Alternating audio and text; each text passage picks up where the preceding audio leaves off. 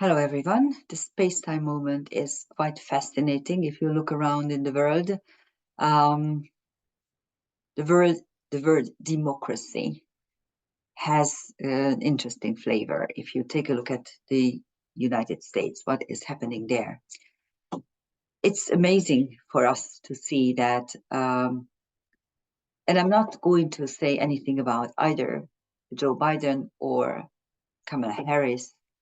I haven't looked at their charts. I'm not really interested in their affairs simply because I don't live there. I think that it is the honor and the responsibility of the American citizens to choose a president that is to their taste.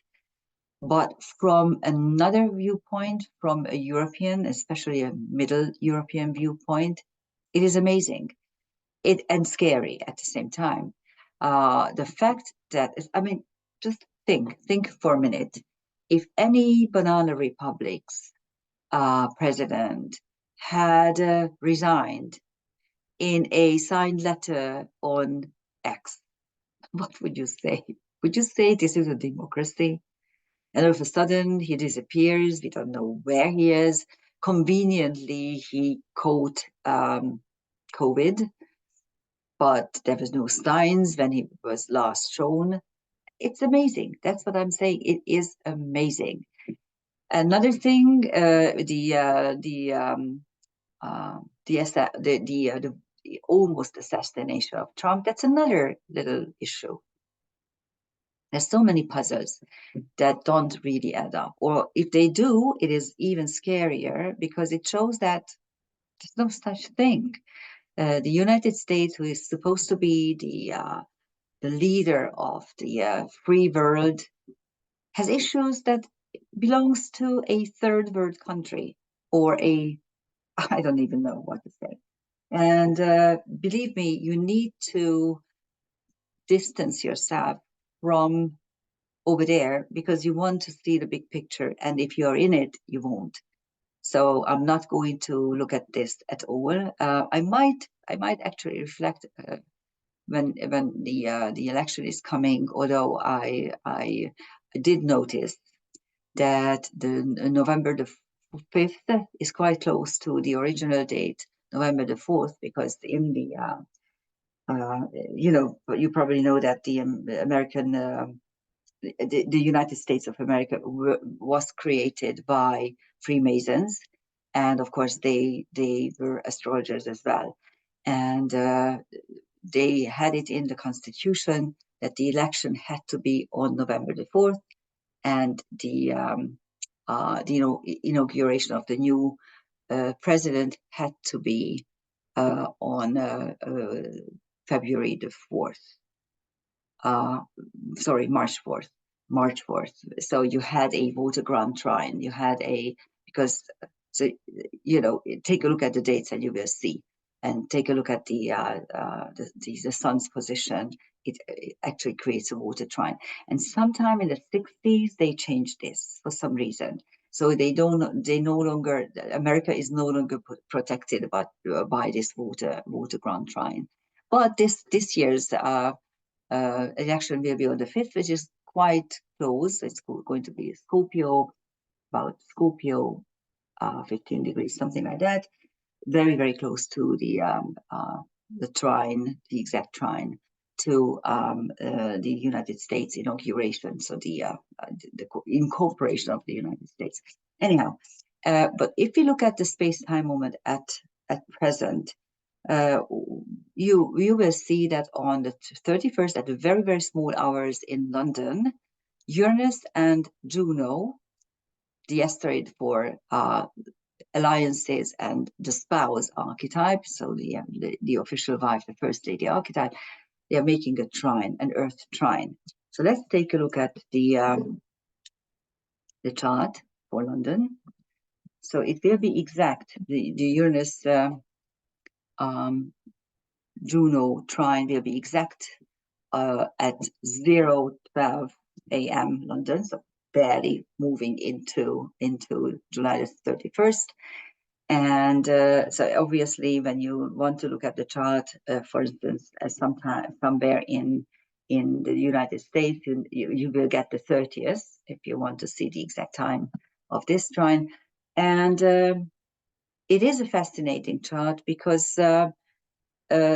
Taurus is rising with Uranus, which is actually making the trine to to Juno.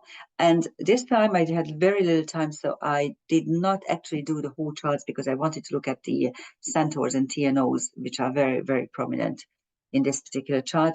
But you may notice that the London chart has the angles in a mystic rectangle. So the midheaven and the ascendant are trining with Uranus and Lilith there, but I didn't have the time to look at it. And actually, it is a crown with Juno there. It's a little bit out of sign, but or not out of sign, out of a little bit. It's a little bit. I use very, very tight orbs. But anyhow, so I gave a title for this particular chart, Reconsidering Alliances on a Pragmatic Basis, whether or not this is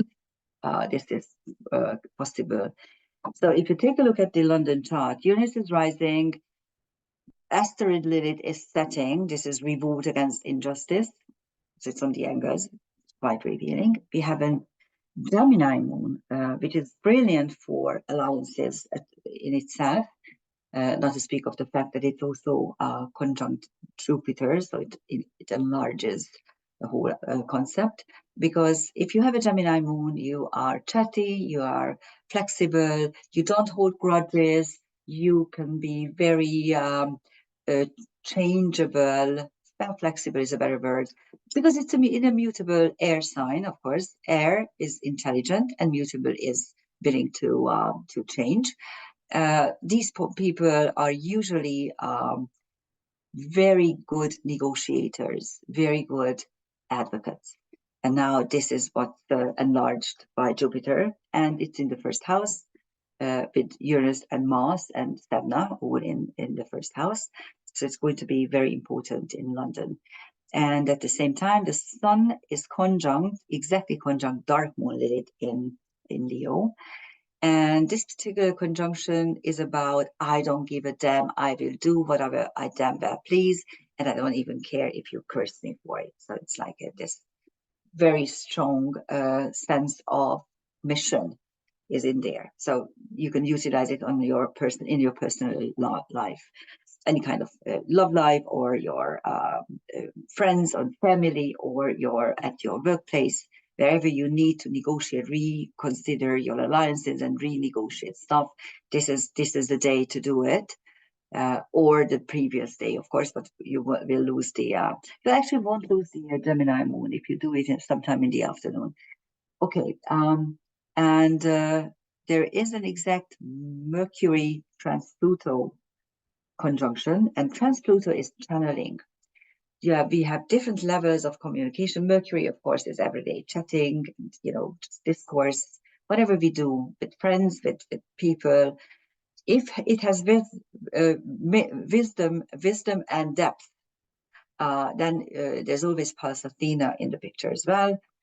If it's flashes of inspiration, you have Uranus. And if it's channeling, which is a voluntary, deliberate act, because with Uranus, it's just a flash.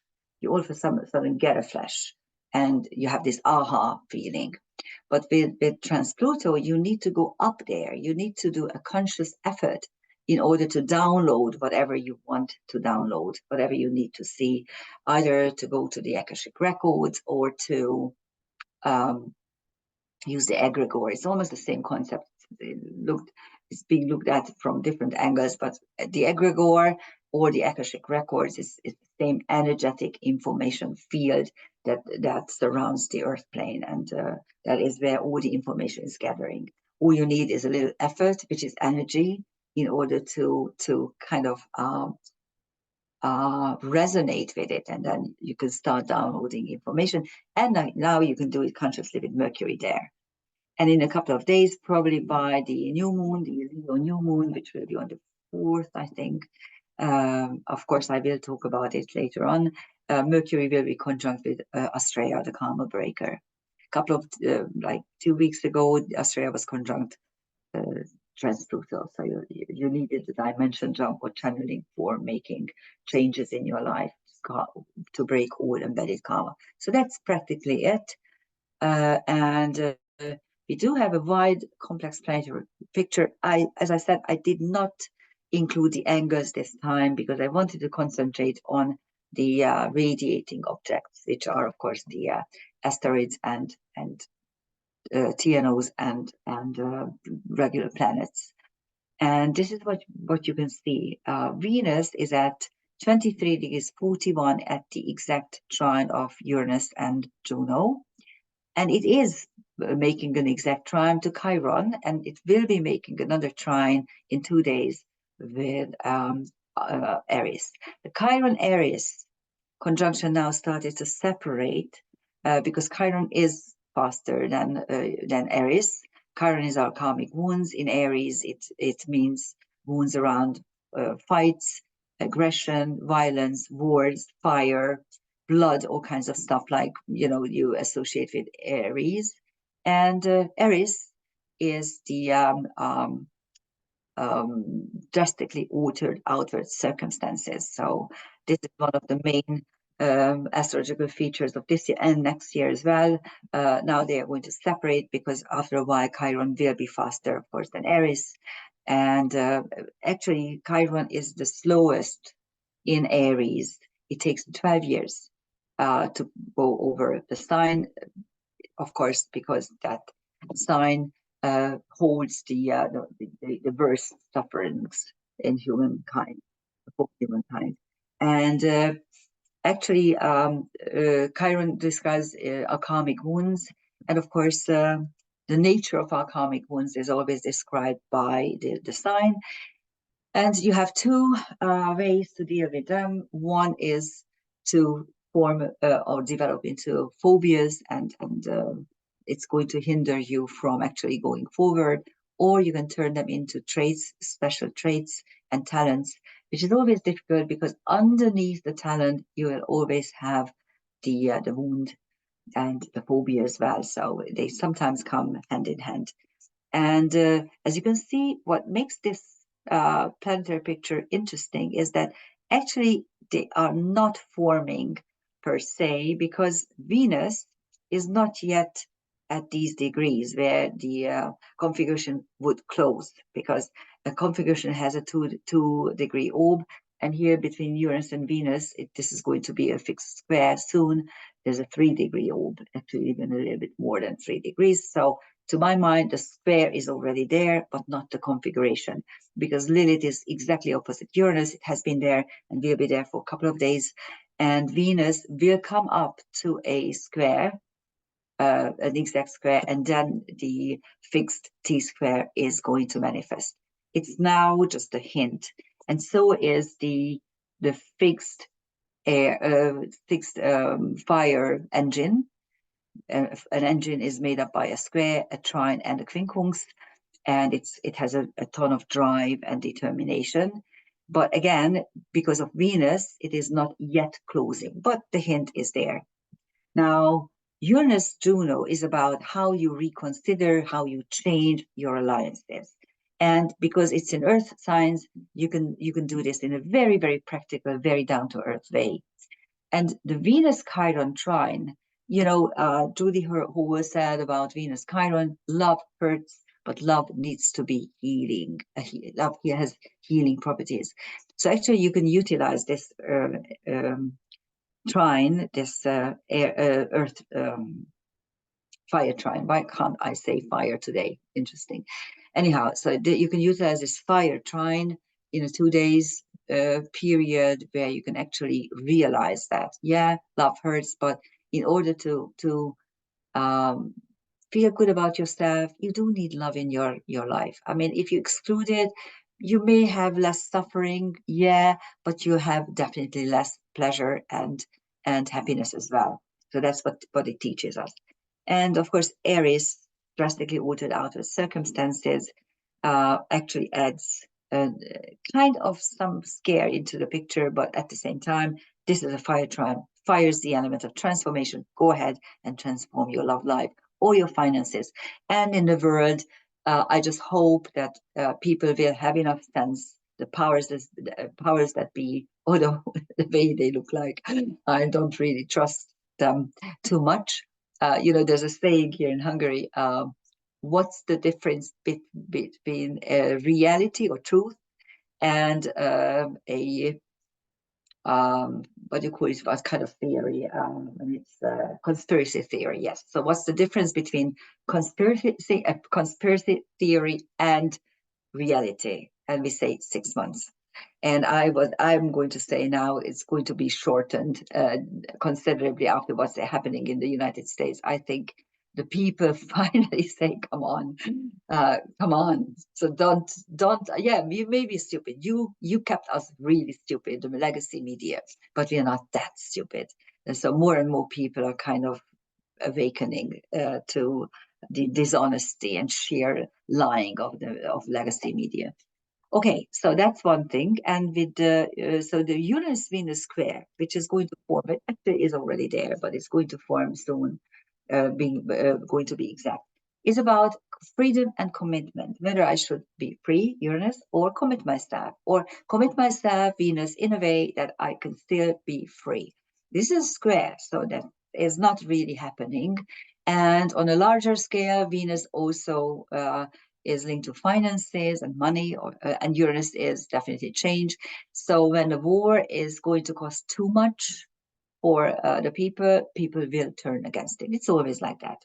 For a while, manipulation and fake news could help, but there's always a moment of reckoning when we realize that we are left alone. We have a ton of, we got much poorer, much more insecure. The whole idea behind the European Union was to have peace and prosperity and no war. Look around and see what's happening. It's ridiculous.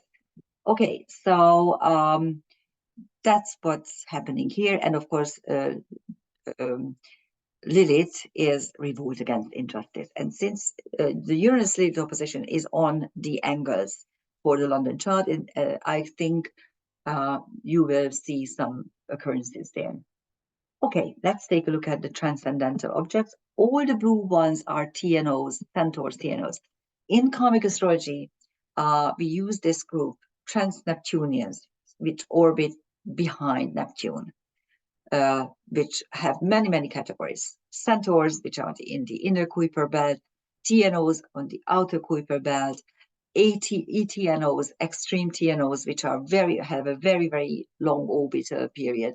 Anyhow, so all these are called centaurs, just like when we say visible planets, and we include the sun and the moon, where we perfectly know that the moon is a satellite and the sun is our center star. But we still have personal planets or visible planets.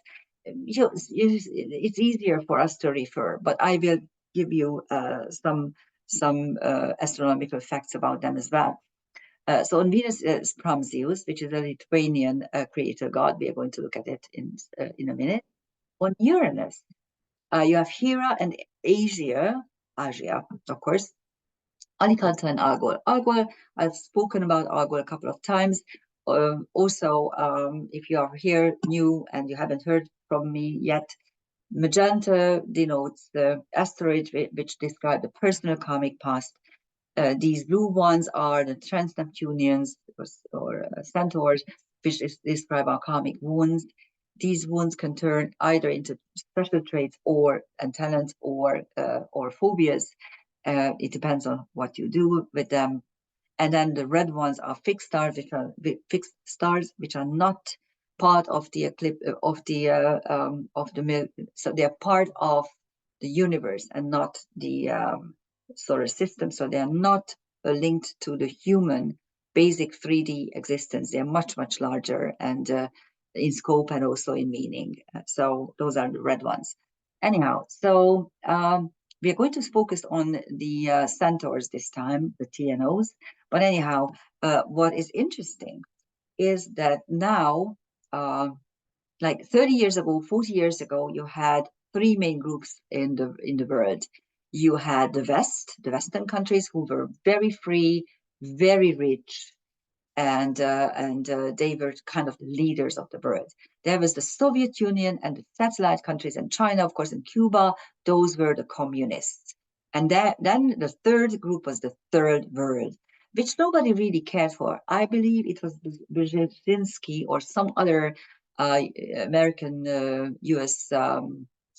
Leader who said there's really two portions of the world, the West and the rest. And the rest is everyone else, communists, the socialist countries, the satellite countries, and the third world. And now, if you look around, they no longer are called third world. They are called the global south. And with this, the West acknowledges that these countries have grown out of their third world status, and all of a sudden they represent a real power, and they represent real economic and financial potentials and growth potentials, which the West sadly no longer does. Yes, the United States still does, and maybe Japan, but Europe, forget it. I mean, we just shot ourselves in the foot. Probably not even the foot, probably on the lungs, and we are dying slowly. So Asia represents that the change comes from this global south, from Asia practically. And Hera, who is the counterpart, the Greek counterpart of Juno, and is linked to of course, she's still the queen of heavens and the goddess, the mother of gods and goddesses. But she also represents the jealous wife, the vindictive wife, the vindictive and jealous alliance. And then Alicanto, we are going to look at it in separately. And by the way, Agul, yes, it is considered to be the worst of the fixed stars. By definition, stars cannot bring bad things. We can misuse them, but they are not part of the human experience. They are much more universal. So don't ever try to translate a star bad in a bad way. Chiron has family, and she is a young girl who is carrying Zeus's child, and Hera, who is very jealous, kind of gets her to ask Zeus to show himself in its true form, which is of course the lightning, and Semele dies in the process, burns to death in the process, but her womb remains because that's where Dionysus is growing. So it's the young woman who believes everything, who is easily trapped and easily deceived. That's the archetype. On Aries, you have Fortuna, which is fortune, the goddess of fortune. Guinevere, who is also a wife archetype, the spouse archetype, and Pompeia, total destruction. That's on Aries, drastically altered outward circumstances. And on Juno, you have Kagara, we are going to look at it. And on Lilith, you have Deucalion and Archeid. Archeid is Eta, Ursa Major. The whole constellation of Ursa Major and Minor are linked to the goddess energy. And it's also some kind of schooling energy, learning energy. So here are the four centaurs. And again, as you can see, one more time, Zeus is on Venus, Kagara is on Juno, Deucalion is on Lilith, asteroid Lilith, and Alicanto is on Uranus. Let's take a look at them. And this is a TNO. Zeus is a TNO. The orbital period is 280 years. And in myths, it's the creator god of the Lithuanians, and he rules the energy patterns after the cataclysm. So the changing of the seasons, the light, the sun, and also friendship. And in karmic astrology, it means to understand the changing of seasons and the change in everything, and to be able to observe the movement of light. So it's a kind of a rulership over 3D time as it unfolds. And the motto or the epigraph is, if I watch nature, I understand processes. So we need to watch nature. We need to learn from nature. And we need to protect nature, not the way the Greens want us to protect. That's not it. Kagara, which is on Juno. I don't know how to. I hope you can show it for us to see it now. The orbital period is 290 years. It's a TNO, so it orbits in the outer Kuiper belt, and it is a South American mythological hero of the Xiam ethnic group. And it's a binary object, actually. It has a moon. It's called Juno. I don't know how to pronounce these African names and words. They use a lot of explosives, a lot of throat sounds, and I have no idea how it is pronounced. So I apologize for it. But anyhow, he's a mighty fighter and fighting a war in order to free his wife. And during the fight, he and Hauma use all kinds of things linked to nature. So here again, we have nature, lightning and torrential rains and high winds and all kinds of stuff, actually. So the powers of nature. And in the astrological delineation, it's linked to nature magic, of course, and commanding the elements, whether or not you can commanding the elements.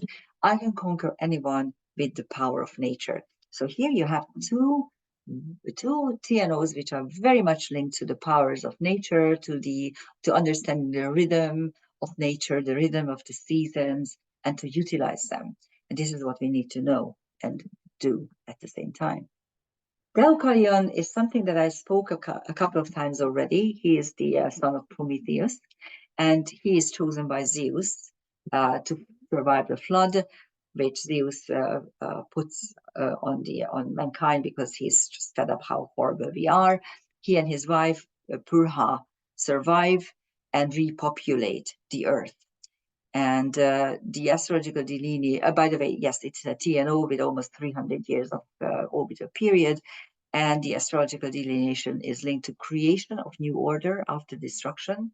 So we really need to redefine a power structure, because the one is completely destroyed and eliminated and misused. We need something else. What the Westerners call democracy is their democracy until we agree, and this is totally ridiculous. We should actually understand that the Chinese, the Africans, I don't know, Siamese or the Japanese, or I don't know who. There are 205 countries currently in the world. It's ridiculous that one or two or three countries who think that they are the leaders should tell you how to live. No one should tell you how to live. You can live the way you want to live, of course, until you threaten someone else. And that's what it is. Actually, and Deucalion is this creation of a new order after complete destruction.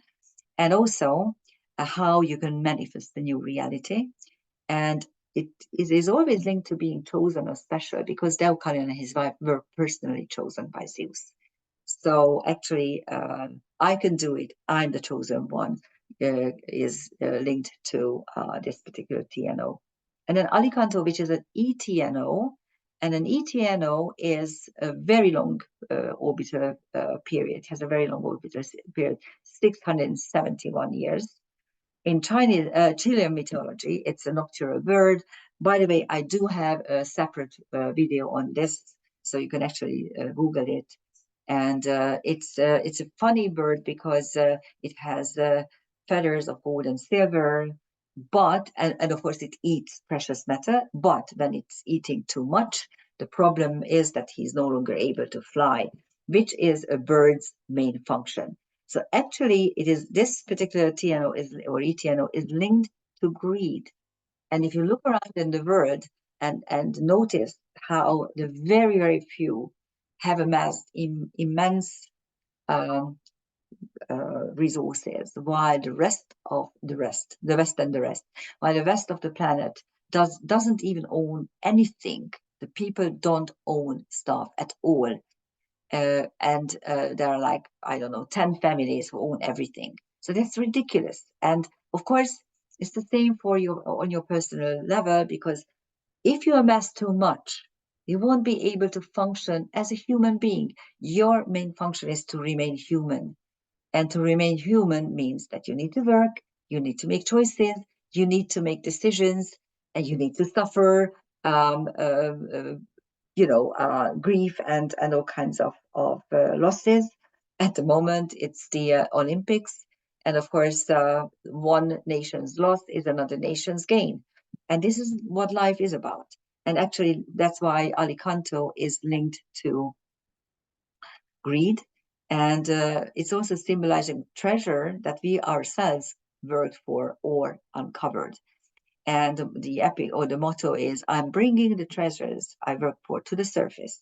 I'm amassing them sparingly because I don't want to become grounded. But of course, at the same time, Alicanto is definitely linked to greed and the amassing of too much and not being able to utilize it properly. So that's it. And just think about what is happening. Pay attention to the Olympics. I'm not talking about, I'm not wasting time to talk about the ceremony, the opening ceremony. But if you want to see the difference, then look back previous ceremonies and you will see it's ridiculous. But at the same time, it's the French. They can do whatever they damn well please. If this is what they wanted to show, fine with me.